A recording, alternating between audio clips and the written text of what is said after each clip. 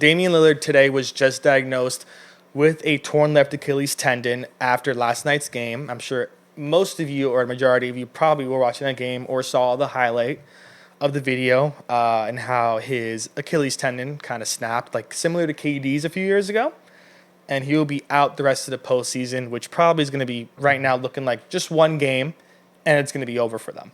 For the main thing I'm going to say is, does this injury make it harder to trade Giannis away in the offseason? No. Why would it? I think it makes it easier, to be honest with you. Why would it be easier? Well, because think about it this way, right? You're going into a season now where you're going to lose in the first round again. You traded your second best player in franchise history for Kyle Kuzma, and now your second best player is injured on the team. Mm-hmm.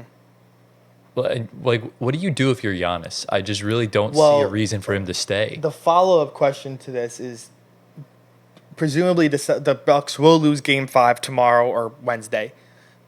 Is it time for the Bucks to blow it up and also fire Doc Rivers? First of all, I'm not too sure they're going to lose because Gary Trent Jr. might go crazy again. You never know. All right, based on that prediction, the Pacers are definitely winning by 40. But so is Doc going to be gone? Doc is out of there. Yeah. Is the whole team going to get gutted? What I think is going to happen, I'm not necessarily sure what happens with Doc, because I'll be honest, a lot of this is out of his control. This is like the one situation where Doc is kind of like, not the reason. Giannis is going to request a trade. Yeah. I think it finally happens when a European requests out of a team. And even Bucks fans know it's going to happen. Yeah, like they're just preparing themselves for it. It's kind of done and dusted. You saw Giannis on the bench yesterday. He just looked checked out. Yeah. I think he's kind of done with it all. And, I don't really blame him because after the championship in 2021, what else has this team really done? Yeah. You lose in the second round to Boston in 2022. Chris Middleton was injured. You give away Drew Holiday. You literally, that was before they lost in the first round to an 8-seed Miami Heat. Right. Then you trade away Drew Holiday, and your dumbass GM, who you just extended, by the way, didn't trade him to a third team. Portland rerouted him to your rival in Boston, which was pretty stupid if you ask me. And then you lose in the first round again to Indiana. Giannis and Dame go down, and now you're in this situation. And, quite frankly, was Dame even the right player to trade with in the first place?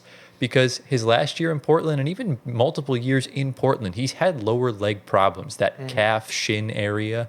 Obviously, last year he strained his Achilles, and then a year ago, a year from that exact date, he tears it. And, not to mention the blood clot in the right calf, but this was in the left leg, the injury. It's just this team has no future. There's no direction. I don't even think they really have many draft picks. Nope, they don't. So Giannis has to request out for this team to do anything more than just a play-in spot next season. Yeah. Also, not to mention the coaching carousel. They went from Bud to Adrian Griffin to Doc. Now Doc could be gone. You got looking at a fourth head coach in how many years? Someone made a tweet saying that the Bucks brought Doc in to make Giannis request out. Yeah, he was also Doc was on the list of most overrated coaches or something, or worst coaches. Worst coaches. He was. Yeah. He was like top 2, 3. But it's funny, if Doc gets fired, apparently his odds to go to Denver are really high. Oh my goodness. No, the favorite's Sacramento right now. Yeah. Oof. Yeah, I think. Let me just read this. I actually sent this to you, Anthony. Oh yeah, I didn't see it. Whatever you think about Milwaukee's future, it may be worse. It says Dame is 34 and may not play again until 2027. Yep. It says they don't own their first in this draft. Least favorable first round swaps in 26, 28, and 30. Don't own any firsts in 27 and 29 years. I'm talking about. Yep. Don't own their first till 2031. This is insane. Brooke Portis, Gary Trent Jr., Tayshaun Prince, Kevin Porter Jr., Rollins are all free agents. Who wants Kyle Kuzma right now? No one. Their young core is Tyler Smith and Chris Livingston and Chris Livingston and Andre Jackson Jr. That's their young core. Yeah. So their future is rough. Bleak. Well, yeah. I mean, they're just about as cooked as both Philly and Phoenix. Yep. And it's not really, it's kind of funny how Milwaukee and Phoenix were in the finals against each other 4 years ago. Yeah. And now they're kind of in the same space. And I think that just kind of goes to show you that overachieving 1 year really can be a detriment to your future. That's why the coach of the years always get fired. I don't think Phoenix was aiming to make a championship run that season. Milwaukee, I guess they were, but they had their bags packed midway through the second round series against us. So it was hard for them to replicate that the year afterwards. And it's crazy, man. It's strange how quick things change like that. Yeah, I mean, also if they do got the team, you're hoping to recoup at least a good amount of firsts. Maybe not right You need away, to. but some later on. Maybe some right away in this or next year's draft.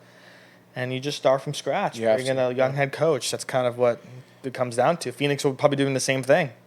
It's just how it goes. Yeah. Yeah. You know. Low key, if Nico Harrison just had 6 months of patience, he could have had a Luka for Giannis swap. Wow. Yeah. That literally could have been perfect because if Giannis requests out, you easily make that swap. I think Dallas would be better with Giannis than Anthony Davis.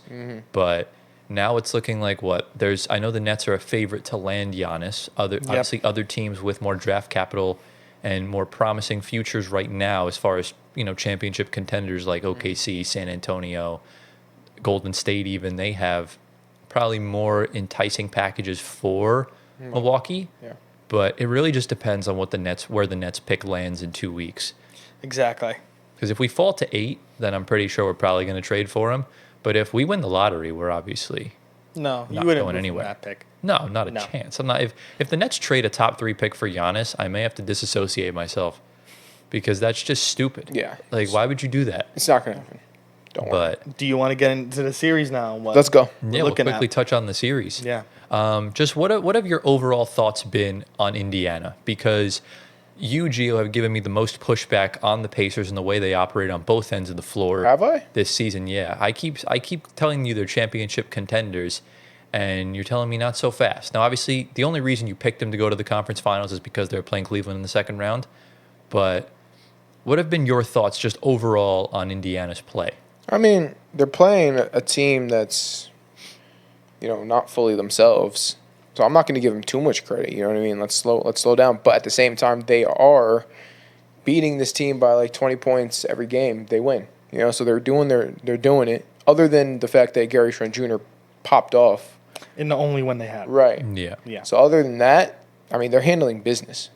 So I give them their credit for that. Yeah. But it's against a team that's, injury riddled. Yeah, but I mean, you just got to Falling apart. No pieces besides Giannis, honestly. Yeah, So- exactly. Yeah, but you just got to play who's in front of you. Yeah, Yeah, that's true. but right now, yeah. And they're doing it. They're handling that. So I'm not going to give all their credit yet. I'll wait till I'll wait till I'll see how they play against the Cavs or a better team. Right, yeah, that's obviously going to be a big litmus test in the second round. Absolutely. Yeah. But yeah, I mean, I'm loving the way just everyone's playing.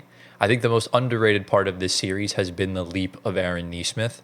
Yeah. I've never seen him this aggressive before. Not only does he have to guard Giannis for 40, 42 minutes a game, his offensive capabilities have skyrocketed since last year. He's taking more threes. He's really driving to the hoop. Yeah. I'm just really loving what I'm seeing all across the board from him. We obviously all know how great Andrew Nembhard is. And Exactly. what's crazy is that this isn't even a good TJ McConnell series, and he's still playing somewhat impactful minutes. So it's honestly really crazy. Yeah. Now I'll ask you, Antoine, how likely is it for the Pacers to beat the Cavs in the second round? The way it's looking right now, I think it's very slim. That's kind of just what we're looking at the scores against Miami. Keep in mind, Miami is not very good itself. They're not good Yeah. at all. And we They're not expected good at all. them to sweep them. But the numbers that they're putting up What's the against score right now? Miami, it's, 45-17. Oh, God. This is embarrassing. But they've been blowing out Miami by Destroying them. 20-plus every game. Yeah. Yeah, this team At the is on a moment, mission. They are. I Scared. know Darius Garland has some, He's a toe injury. toe injury right now, but game 1 was 21 points. Game 2 was closer. Game 3 was 30, and this game could be 30-plus in a little bit. Yeah. Probably going to be like 50. They look really good. Yeah. Cavs. Defense and offense. Yeah. Not to the Pacers are a good opponent for the Cavs to play in the second round to test against Right. Boston. Right. I think that series is testing more Cleveland than Indiana. Good Just take. because Cleveland is the first seed, Indiana is probably the toughest test they'd get in the East besides maybe a healthy. I mean, if the Knicks didn't have a whistle or the Pistons were a little better, the Bucks, I don't think I'm going to give them any trouble at all with Dame or Giannis. I think think- the Pacers were the best second fiddle to the top 2 seeds to play. Like I've been saying. Yeah, the Knicks, the way they've been playing, it's been kind of a little lucky. Definitely. We'll talk about the Knicks in a bit. Just I wouldn't say lucky. a little bit. It's a little luck. Yeah, we'll talk about it. They've Don't been worry. doing good. You'll get to say your 2 cents on that. But yeah, that's all I got to say. I mean, right now it's easier for them to win this Game 5. Yeah. Going back to Indianapolis. Yeah. So they're going to wrap it up in the next game. Should be And done then and dusted. That's the series, and then we move forward. Let's move. Yeah. Yeah. So, look, it's going to be a perfect prediction for all of us. We all picked the Pacers to win. Yeah. And do we have any sort of final thoughts? And obviously, we send our well wishes to Damian Lillard and his family and everything like that. Chris Haynes did talk to him earlier today at the time of recording. He's excited to get on the rehab process and hopefully get back on the court. He's got a player option, which he'll obviously opt into now that he's injured. Mm-hmm. And we'll see what Milwaukee does. Yeah. Does Dame test the open market in 2 years? Do they trade him? Yeah. I don't really know. We'll have to just. Does he retire? I hope not. Either or. He's 35, right? Or 36, something like that. Something like that. That's a tough age to get that injury. Oh, It yeah. is. I think So- Kobe was around that age when he got that injury, He was, which yeah. is crazy So to say. and Dame's also had a history of these lower leg injuries. So Yeah. we'll really just have to see what happens with Dame. Yeah.